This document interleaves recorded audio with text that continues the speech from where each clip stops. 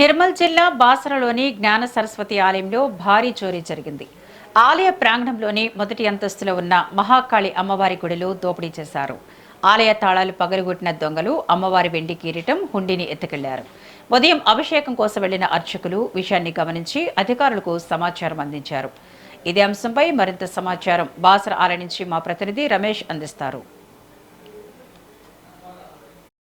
దక్షిణ భారతదేశంలోనే అతి పురాతనమైన దేవాలయం మరియు సరస్వతి అమ్మవారి దేవాలయం. ఈ యొక్క దేవాలయానికి ప్రతినిత్యం కూడా వందల వేల కొలది ప్రజలు భక్తులు వచ్చి అమ్మవారి దర్శనాన్ని చేసుకొని పోతుంటారు.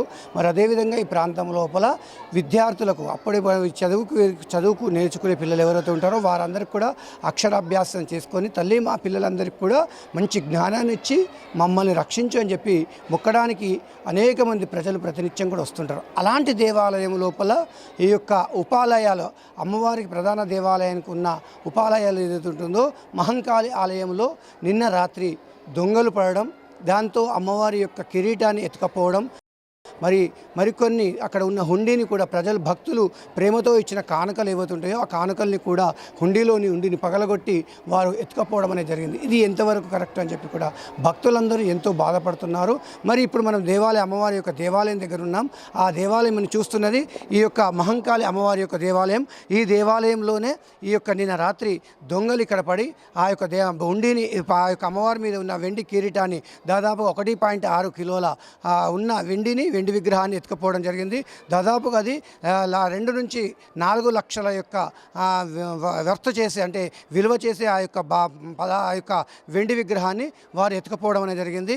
మరి ఇది చూసుకుంటే మరి ఇది ఎందుకు జరిగింది, ఎలా జరిగిందని చెప్పి ఇదే దొంగతనం మళ్ళీ ఇదే విధంగా గత 2004లో కూడా ఇదే ప్రాంతం లోపల అమ్మవారి దేవాలయం లోపల ఏదైతే ప్రధాన దేవాలయం అని చూస్తున్నా ఏదైతే ప్రధాన దేవాలయం ఉంటుందో ఆ ప్రధాన దేవాలయం పక్కన ఉన్న ఆ యొక్క దత్తాత్రేయ దేవాలయం ఉంటుందో దేవాలయం పక్కన కూడా ఉన్న హుండీ లోపల కూడా గతంలో కూడా దొంగలు పడి ఈ యొక్క దోచుకపోవడం జరిగింది. ఆ సమయంలోనే ఆ యొక్క ఇక్కడి నుండి కిందికి దిగరాకుండా ఒక ఫెన్సింగ్ వైర్ని కూడా ఏర్పాటు చేయడం జరిగింది. ఆ ఫెన్సింగ్ వైర్తో ఆ ప్రాంతం లోపల ఇక దొంగలు పడకుండా చేశారు. మరి ఇప్పుడు మరి చూసుకుంటే మరి అమ్మవారి యొక్క దేవాలయానికి ఉపాలయంగా ఉన్న ఎడమ వైపున ఉన్న దేవాలయము మహాలక్ష్మి దేవాలయం. ఈ దేవాలయంలోకి వచ్చి మరి దొంగలు మరి ఏదైతే చూస్తున్నామో ఈ యొక్క ప్రాంతం నుండి ఇదే ప్రాంతం నుంచి గోశాలకు దారి ఏదైతే ఉంటుందో ఆ గోశాల దారికి వెళ్ళి ఈ ప్రాంతం నుండి ఈ యొక్క దొంగలు రావడం జరిగిందని చెప్పి అధికారులు చెప్తున్నారు. మనం చూస్తున్న గుండి ఆ గేట్ ఏదైతే ఉంటుందో అక్కడి గేటు నుండి ఆ యొక్క దొంగలు పడి అక్కడ నుండి అక్కడ గేట్ దుంకి లోపలికి రావడం జరిగింది. ఆ లోపలికి వచ్చి దీని గుండా వస్తూ ఎంత రెక్కి నిర్వహించడం ఇది మనం చూస్తున్న ఈ ప్రాంతం అంతా కూడా దొంగలు రెక్కి నిర్వహించి ఆ తర్వాత ఎవరూ లేరని చెప్పి నిర్ణయించుకున్న తర్వాత ఈ యొక్క అమ్మవారి యొక్క హుండీని పగలగొట్టడం జరిగింది.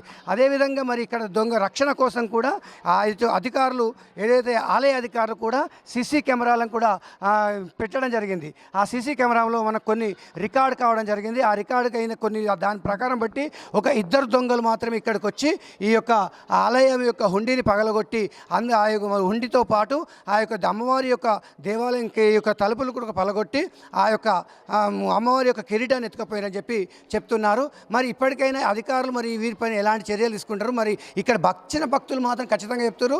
ఎందుకంటే ఆ యొక్క అమ్మవారి మీద పోయిన విగ్రహం ఏదైతే కిరీటం ఉందో ఆ కిరీటం మేమందరం కూడా ప్రేమతో అమ్మవారికి మా కష్టార్జితంతో ఇచ్చినది కాబట్టి అది దానిని తొందరగా వెతికి పెట్టి ఆ యొక్క దొంగలను పట్టుకొని తగిన శిక్షించాలని చెప్పి కూడా ఆ యొక్క భక్తులు కోరుకుంటున్నారు. కాబట్టి అధికారులు కూడా ఆలయ అధికారులు కూడా ఇక్కడికి వచ్చిన తర్వాత పోలీసు శాఖ వారు కూడా ఆలయ అధికారులు కూడా ఇక్కడికి వచ్చి దీన్ని ఏ విధంగా దొంగత జరిగింది దాన్ని మొత్తం పూర్తిగా ఇన్వెస్టిగేషన్ చేయడం జరిగింది. మరి దాంతోపాటు క్లూస్ టీం కూడా మరి జాగిలాలను కూడా తీసుకొచ్చి వారిని పట్టుకోవడానికి ఇటు పోలీసు అధికారులు ఎస్పీ కూడా నిర్మల్ జిల్లా ఎస్పీ జానకి శర్మిల గారు కూడా ఇక్కడికి వచ్చి ఆ క్లూస్ టీంతో వారందరూ కూడా నిర్వహించి ఖచ్చితంగా దొంగల్ని తొందరగా పట్టుకుంటామని చెప్పి కూడా వారు చెప్తున్నారు. కాబట్టి ఇప్పటికైనా అధికారులు వీటి మళ్ళీ ఇది రాబోయే ఈ యొక్క కాలాల లోపల కూడా ఈ అమ్మవారి దేవాలయంలో మళ్ళీ అలాంటి సంఘటనలు జరగకుండా ఈ యొక్క సంఘటన జరగకుండా తగిన చర్యలు తీసుకోవాలని చెప్పి కూడా భక్తులందరూ కోరుకుంటున్నారు.